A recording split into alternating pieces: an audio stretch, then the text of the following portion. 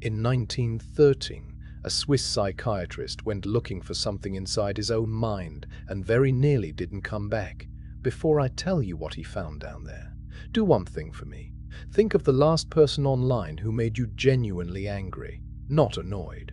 Angry. The reply you typed and deleted.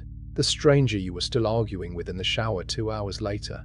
You know exactly who I mean. Hold on to them, because I'm making you a promise before I've earned it, so you can hold me to it.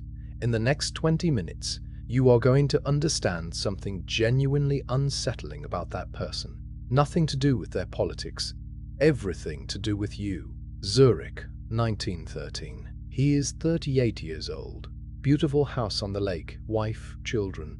At the very top of his profession. He is also gripping the edge of his desk so hard his knuckles have gone white because images are pouring into his head that he cannot switch off, and he's fairly sure he is going insane. So he does the one thing no sane man would do. He goes further in, deliberately, with a notebook. His name was Carl Jung. His claim, the one half the internet now quotes and almost nobody actually understands, is that the people who make us furious are very often carrying the exact thing we have refused to admit about ourselves. Not mild disagreement. Fury. The disproportionate kind. The kind that has you replying at midnight to a stranger you will never meet. That heat is a signal. It points backwards. He called the thing it points at the shadow. And he'd have recognized your feed instantly as the most efficient machine ever built for dragging it out of you, while making absolutely certain you never once look at it directly. Let's go down there, starting with the man who went first. In 1913, Carl Jung had everything a man of that era could want.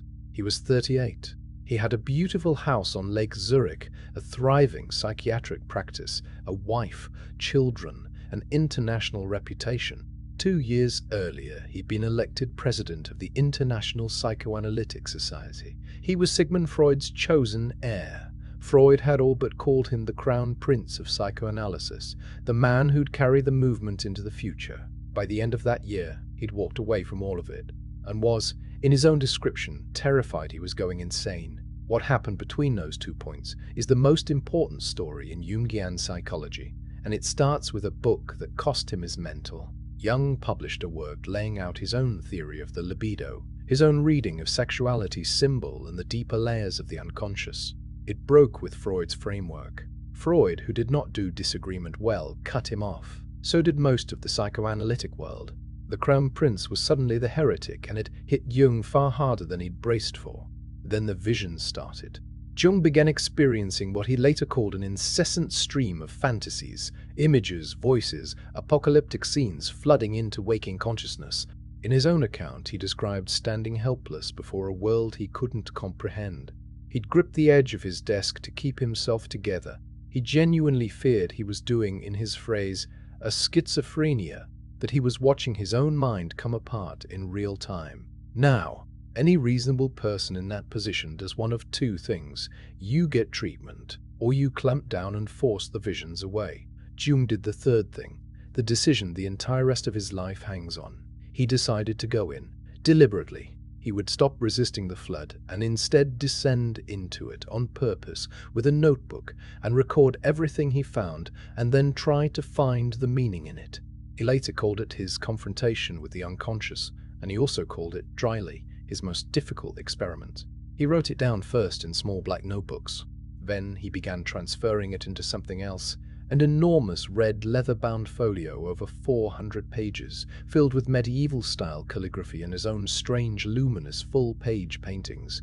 It looks less like a psychiatric record than like an illuminated manuscript from the wrong century. He worked on it for years and never published it. When he died, it went into a bank vault in Switzerland, and for decades it was basically a rumor. The psychologists knew it existed, and almost none of them had seen it. It finally came out in 2009. It's called The Red Book. The part that matters for everything that follows is this: the period of near collapse, roughly 1913 to 1918, is not a footnote in Jung's career. It's the source. His signature concepts, the collective unconscious, the archetypes, individuation, all trace back to those years. The scholarship on this is fairly direct. These were arguably the most creative years of his life, not a breakdown, but a self-experiment. So hold that image, because it's the frame for this entire video. The ideas you're about to hear did not come from a comfortable man in a clean office theorizing about the psyche. They came from a man who went down into his own basement alone for years and wrote down what was living there. And the first thing he found down there is the thing you're wearing right now. Jung noticed something obvious that nobody had bothered to make a concept out of. You are not the same person in every room. The version of you at work is not the version of you with your closest friend. The version at a family dinner isn't the version at 2 a.m. with someone you trust completely. You adjust. Your voice changes pitch. Certain opinions come out, certain ones stay in. You've got a face for each situation, and you switch between them so fluently you don't notice you're doing it. Jung called that public-facing self the persona, a word he took from the mask worn by actors in ancient theatre. It's the interface between you and the world. In his framing, it's roughly what you and everyone else thinks you are. This is where most explainers get Jung wrong, so let me be careful. The persona is not a lie. It is not fakeness.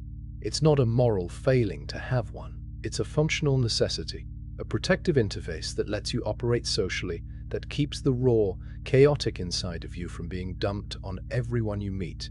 A person with no persona is not enlightened and authentic. A person with no persona is unbearable to be around and defenseless. You need the mask. Everybody wears one. The problem is never that the mask exists. The problem is what the mask requires, because to build a persona, you have to choose. You have to decide which parts of yourself get to be visible, and by doing that, you're automatically deciding which parts don't. The parts that don't make the cut don't evaporate. They don't get deleted. They just go somewhere else. Think about how that selection actually happened to you, because it wasn't a conscious decision. It happened early and mostly from other people's reactions. If you grew up in a household where anger was dangerous, where a raised voice meant something bad was coming, you learned that your anger was unacceptable and you filed it away. If you grew up being told to be tough, you learned that your softness, your need to be comforted, was a liability, and you filed that away. If you were the clever kid, you might have buried your silliness. If you were the good kid, you buried your appetite for mischief. Every one of us, by about the age of 10, has quietly built a version of ourselves that gets approval, and quietly disowned everything that didn't. So, where does the disowned material go? Jung's answer is the concept that made him famous, and it's the reason a hashtag about him has billions of views on an app he'd have found fascinating and horrifying in equal measure. It goes into the shadow. Let's kill the pop culture version immediately, because it's everywhere and it's wrong. The shadow is not your inner demon. It's not the dark side in the movie sense, the murderous impulse hiding behind your smile. Jung was explicit that the shadow is not simply a repository of moral filth. Alongside the ugly stuff, it also holds ordinary instincts, appropriate reactions, realistic insight, creative impulse, perfectly good material that just didn't fit the mask you had to build. The shadow is not what's evil in you. The shadow is what's unconscious in you. That's the whole definition. It's the part of yourself that you don't know about, because knowing about it would have cost you something you couldn't afford to lose. Approval, safety, belonging. There's a piece of this that almost nobody talks about, which I think is the single most useful thing in the whole framework. Jungians call it the golden shadow, because if you grew up in an environment where being visible was punished, or where ambition was seen as arrogance, or where wanting things was seen as greedy, then what got buried wasn't your cruelty. It was your confidence, your power, your creative appetite, your desire to be seen, which means a lot of people are walking around with genuinely good, alive, valuable parts of themselves locked in the basement, and they'd swear on their life that basement contains only monsters. Now, Jung had a warning about the basement, and it's the line that people quote constantly without noticing how sharp it is. He wrote that everyone carries a shadow, and the less it's lived out consciously, the blacker and denser it becomes. Read that again slowly. The shadow doesn't shrink when you refuse to look at it. It concentrates. The tighter the mask, the heavier the thing behind it.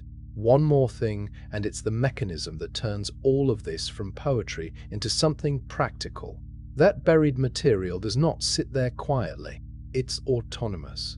It acts. It leaks out. In the thing you said that you can't believe you said. In the recurring dream. In the moment you acted completely out of character. In the reaction that was 3 sizes too big for the situation. But mostly, it leaks out in one specific way. The part that's about to get personal.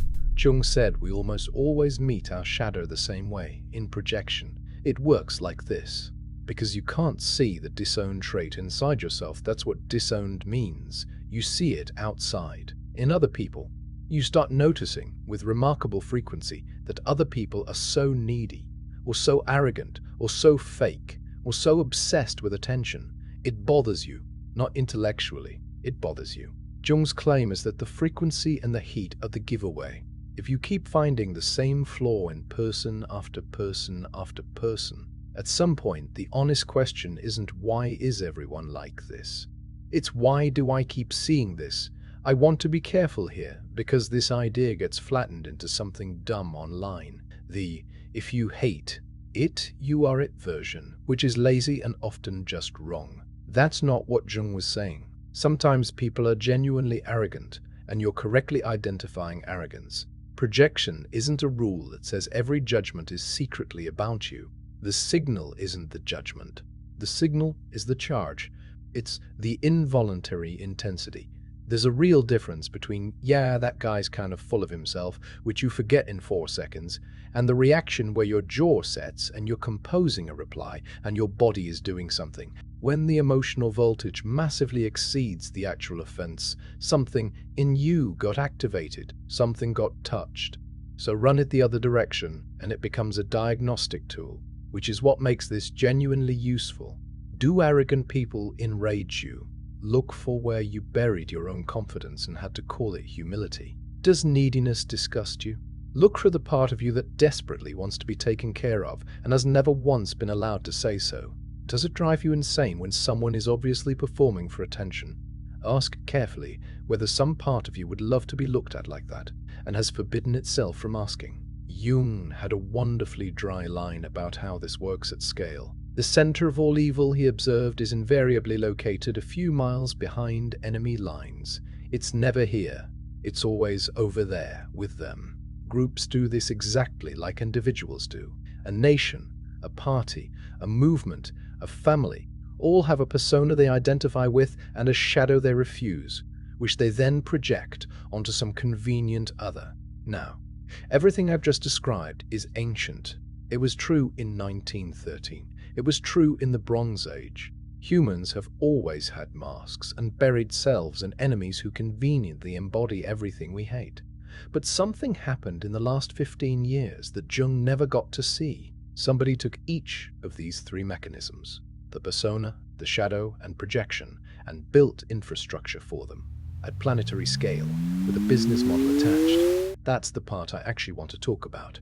Start with the mask, because that's the easiest one to see. Jung's persona was a social interface, flexible, situational, and importantly, invisible to you. You wore different faces in different rooms and never had to look at them from the outside. A profile is different in 3 ways, and each one matters. First, it's permanent. Your persona at a dinner party evaporates when you leave. Your profile is still there at 4 a.m. when you're asleep. It doesn't rest. Second, it's edited. This is the strange one. You never used to be able to revise your face. You couldn't take 4 attempts at a moment and delete the 3 where you looked tired. The persona used to be improvised in real time. Now it's produced. You choose the photo. You crop it. You write the caption and rewrite it and delete a word that seemed like it was trying too hard.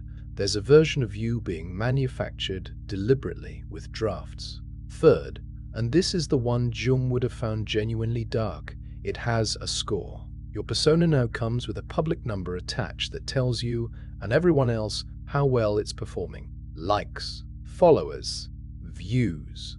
Nobody in human history before about 2010 had a live numerical readout of how acceptable their mask was. Put those together, and something happens that Jung's model predicts precisely. When the mask is permanent, edited and scored, it gets tighter. It gets narrower and more optimized because you can see which version performs and you naturally drift toward the version that does. Every increment of tightening pushes more of you into the shadow. There's no third option. The material has to go somewhere. There's actually academic work on this now, treating social media as a psychological stage for identity performance and reading it through exactly this lens. Users curate idealized personas to win recognition, while the repressed material comes back out sideways as projection, aggression, moral outrage, anonymous hostility, which is, almost word for word, what Jung described in 1938, decades before the technology existed to run the experiment.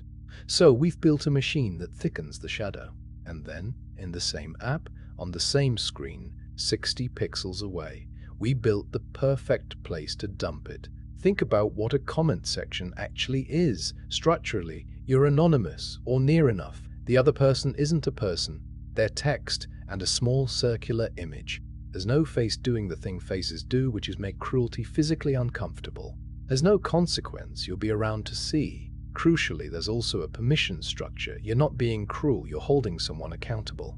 You're not attacking, you're correcting. The persona stays completely intact. In fact, the persona gets stronger. You're the reasonable one, the moral one, the person calling it out. That's not a bug in the design of moral outrage. That's what makes it so appealing. It is the one socially approved channel through which you can be aggressive and come out of it looking better than when you went in. Jung would recognize this instantly, because it's projection with the friction removed. Historically, taking your shadow out on someone required effort and risk. You had to be in the room, look at them, live in the same town afterward. Now the entire loop takes 4 seconds. Feel the charge, find the target, discharge, refresh. One last piece turns it from a bad habit into a machine. The system is optimized for it. Content that provokes that hot, disproportionate reaction spreads further than content that doesn't, which means the feed isn't neutrally showing you the world.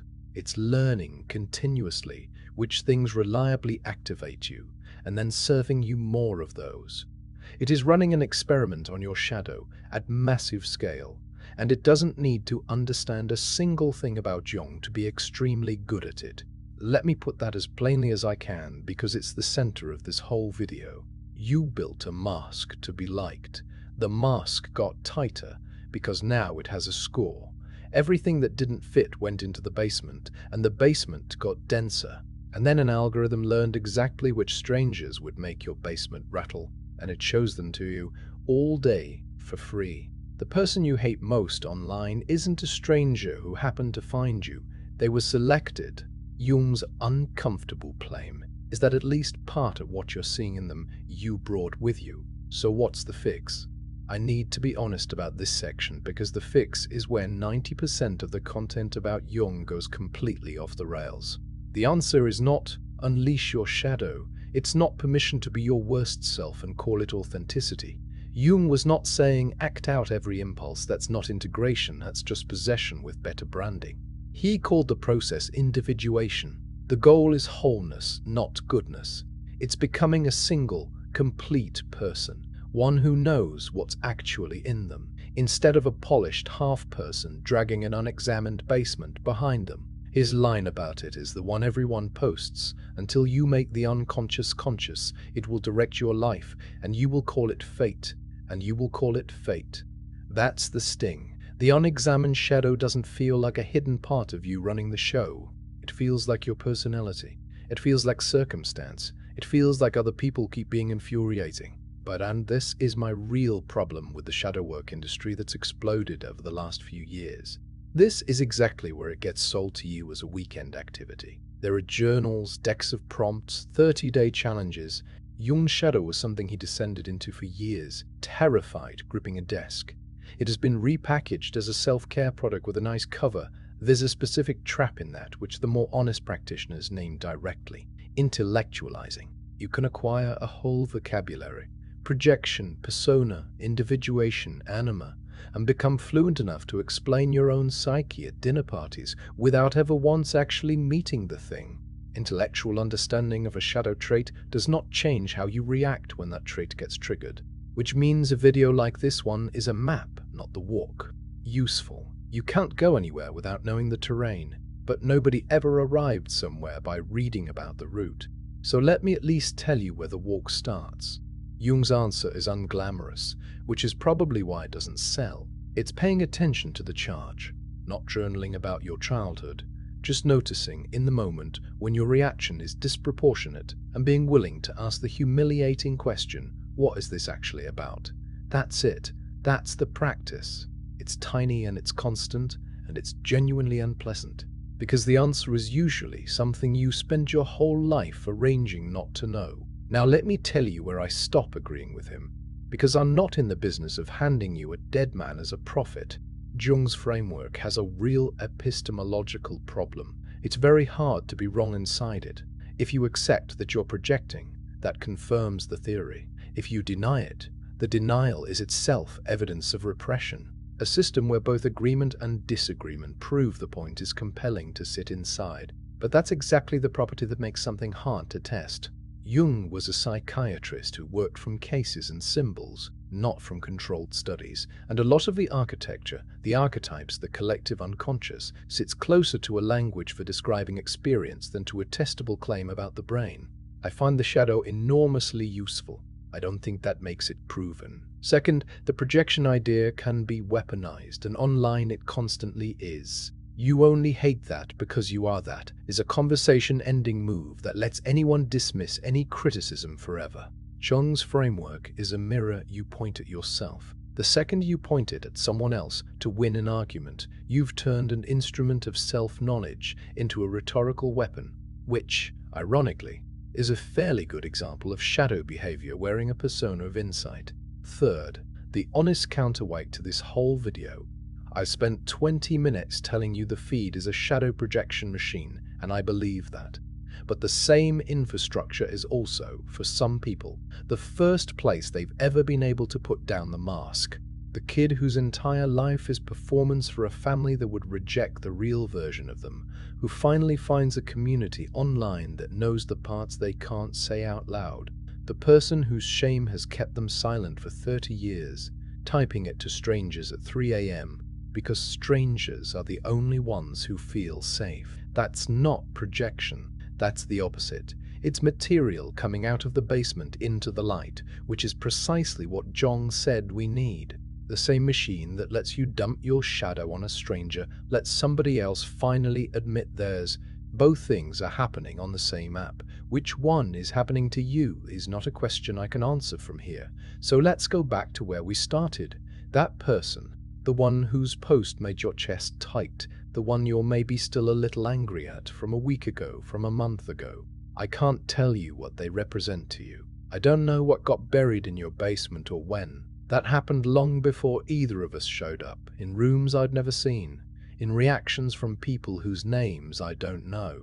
Maybe your reaction was entirely justified and they're just genuinely awful. That happens. Not everything is a mirror. But the next time it happens, and it'll probably happen tonight, there's one small thing available to you and it costs nothing. Before you type, notice the heat, not the argument. The heat, the disproportion between what they actually did and what your body is doing about it. And then, just for a second, before you fire, ask the question Jung spent his life trying to get people to ask. Why does this one, out of the 1,000 things I scrolled past today, get to do this to me? You probably won't like the answer. That's rather the point. The material is down there precisely because you decided a long time ago that you couldn't afford to know it. But that hidden thing is running your life either way. Jung's whole argument, from the visions in 1913 to the red leather book in the vault, comes down to a single choice. You can meet it on purpose, in the daylight, or you can meet it every night at 11 p.m. in the comments, in the form of a stranger you can't stop hating.